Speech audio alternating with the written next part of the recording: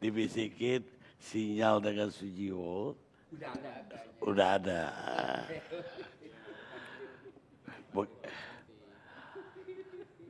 Baik, selamat malam. Assalamualaikum, selamat malam Bang Garni. Ngapain aja ini selama? Ya di rumah aja, 2 bulan saya di rumah terus, saya nggak mau keluar. Rekaman di rumah, saya nggak mau ke studio gak apa. Makanya agak marah-marah mau di bandara banyak numpuk, di McDonald numpuk orang, so ini gimana gitu. Gak adil ya? Anak saya sama menantu saya larang datang ke sini yang di Bekasi. Makanya agak gini juga kemarin lihat kerumunan di McD dan lain-lain. Gitu Pak Gani. Mas Iyo, ya. Kita lagi bicara tentang menghadapi Idul Fitri dan dengan Corona sekarang ini. Dan tentu saja pembatasan-pembatasan ini akan mengganggu suasana Idul Fitri. Kita biasa bersilaturahmi, yang muda datang ke orang tua, sungkem, ketemu keluarga besar, salam-salaman, cipika-cipiki. Sekarang harus jaga jarak. Mungkinkah ini dilakukan oleh bangsa kita? Tadi Pak Ridwan Saidi mengatakan budaya itu gak segampang itu untuk disuruh berhenti atau diubah. Gimana menurut Mas Yu? Saya nggak setuju, yang nggak bisa diubah itu alam. Kalau budaya itu makanya seksnya, kalau kita ngomong seksnya sapi sama kodok dari dulu ya kayak gitu. Manusia ada tantrik, ada centini, macam-macam karena bisa diubah. Sorry Ngkong. Jadi termasuk kebiasaan pulang, saya setuju kata Pak Adis tadi, apa salahnya di sekarang tidak pulang dulu. Nah kalau pulang itu menjadi adat, saya yakin adat bisa diubah Pak Karni, asal disadari. Bagaimana kita mengubah kebiasaan kalau kebiasaan itu tidak disadari? Itu pertanyaan pertama. Jadi saya umur 57 tahun sekarang itu baru gosok gigi secara benar itu mungkin baru 7 tahun yang lalu. Gitu. Karena saya nggak sadar bahwa salah. Nah setelah sadar, bisa diubah. Nah, sungkem itu artinya apa sih? Takzim kan? Intinya kalau disadari. Di dalam ketika keadaan semacam ini kan bisa diganti, gak harus fisikal sungkem. Wong nikah aja, kalau misalkan Pak Karni mau nikah lagi itu bisa diwakili dengan keris. Kehadiran Pak Karni. Ada simbol-simbol begitu. Dan yang penting pulang itu kan kata orang Jawa, mulih marang mulaniro, sadar kamu berasal dari mana. Karena kamu tidak akan bisa mencapai suatu tujuan masa depan akan lewat mana kalau kamu nggak tahu berasal dari mana. Kira-kira gitu Pak Garni. Itu intinya pulang. Sehingga saya yang di Tangerang ini saya nggak harus balik ke Situbondo. Saya cuma bisa membayangkan keadaan-keadaan ketika pulang. Saya berasal dari bapak saya yang jalan di rumah saya sendiri. Kadang-kadang saya main-main wayang apa-apa untuk mengenang kampung. Kadang-kadang saya, 2 hari yang lalu saya main saksofon.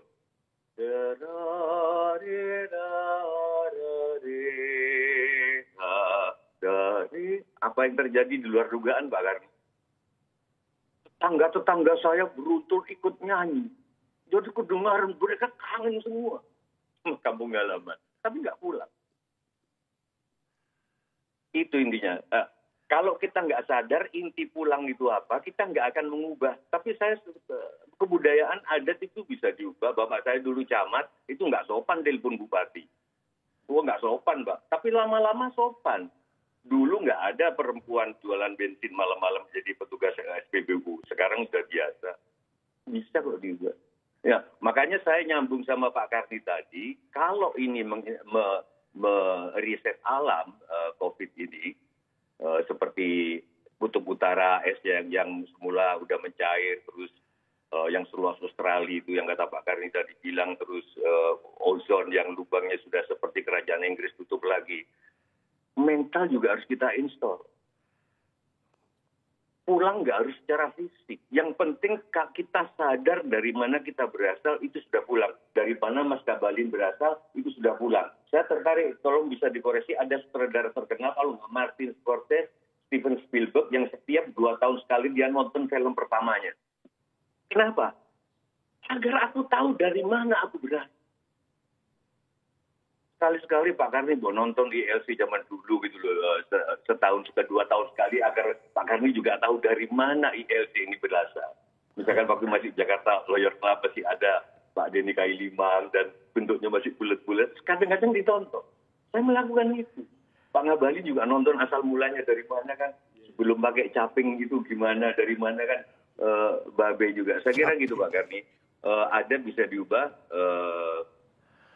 dan ini adalah kesempatan yang bagus banget untuk belajar paradoks. Bagaimana dekat itu nggak harus dekat. Kadang-kadang jauh itu makin dekat. Kadang-kadang kita nggak pulang ke orang tua di Lebaran justru karena untuk menjaga kelangsungan hidup orang tua. Itu sungkemnya. Di Kalimat Sada, di tradisi kita semuanya paradoks. Kalau kamu ingin kaya, bukanlah menumpuk harta. Kalau kamu pengen kaya, banyak-banyaklah beramal. Kalau kamu pengen pinter, bukan jadi murid, tapi jadilah guru. Kalau kamu pengen dicintai, bukan nyari perhatian terus supaya dicintai, tapi mencintailah. Ketika saya dengar pertama kali dulu naik pesawat, pertama kali tahun berapa itu dikasih tahu pramugari, kalau ada apa-apa sebelum nolong orang, pakailah masker oksigen dulu. Saya waktu itu nyangka, egois banget. Tapi gimana kita mau nolong orang kalau dipikir-pikir kalau kita nggak pakai masker oksigen? Gimana kita mau menolong orang tua di kampung kalau kita sendiri pulang secara fisik sementara kita nggak tahu OTG tanpa gejala? Jadi itu Pak Gani. Terus ajakan kita untuk berimajinasi. Saya sering, Pak Hasbullah tolong bisa dikoreksi nanti gitu. Bukan nggak ada banyak cerita yang orang mempunyai ganjaran sama dengan naik haji walaupun nggak datang hajian, nggak datang ke Mekah. Bukankah sering kita dengar itu? Artinya, bukankah kita juga bisa mendapatkan pahala yang sama tanpa mengunjungi orang tua secara fisik? Yang penting sudah niat.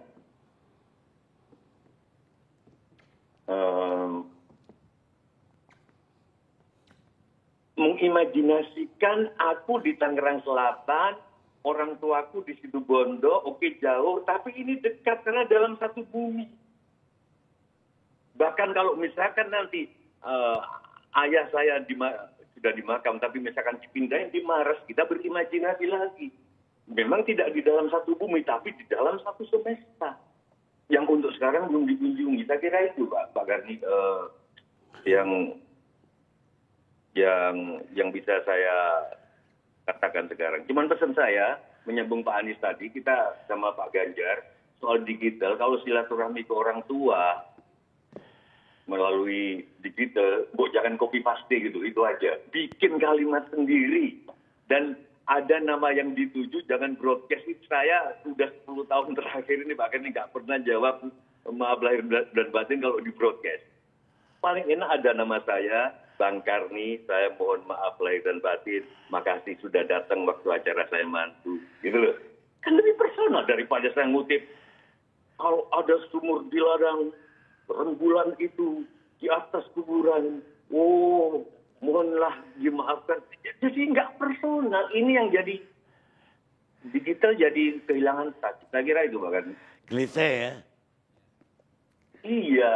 Dibikin sendiri itu lebih menggetarkan karena menyangkut cerita sendiri. Misalkan, Pak, saya minta maaf dulu maksa-maksa Bapak beli sepeda motor. Bapak waktu itu belum punya uang, ternyata saya mendapat hikmah tanpa naik sepeda motor. Kan lebih personal. Pak, mohon maaf saya waktu itu ngotot milih jurusan kesenian. Padahal Bapak pengen saya di kedokteran. Saya ikuti di kedokteran. Ternyata walaupun nggak jadi dokter Seva, tapi saya happy. Mohon maaf ya Pak. Lebih kan?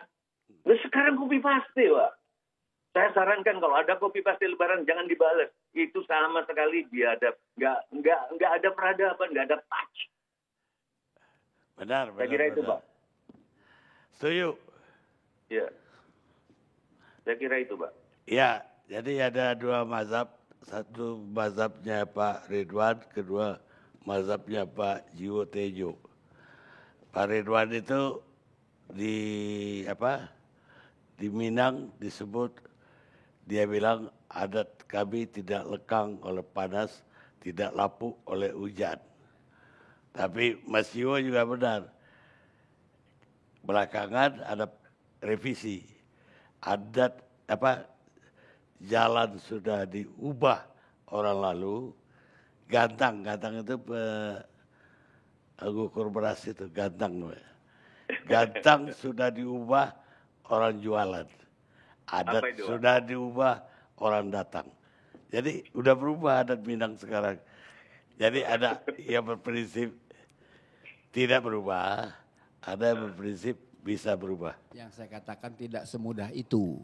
Oh, tidak mudah berubah. Tidak semudah itu, bukan persoalan-persoalan teknis yang disampaikan oleh Jiwo. Saya bicara tentang value system, bukan soal-soal teknis kawin lagi atau apa, enggak. Saya enggak bicara itu.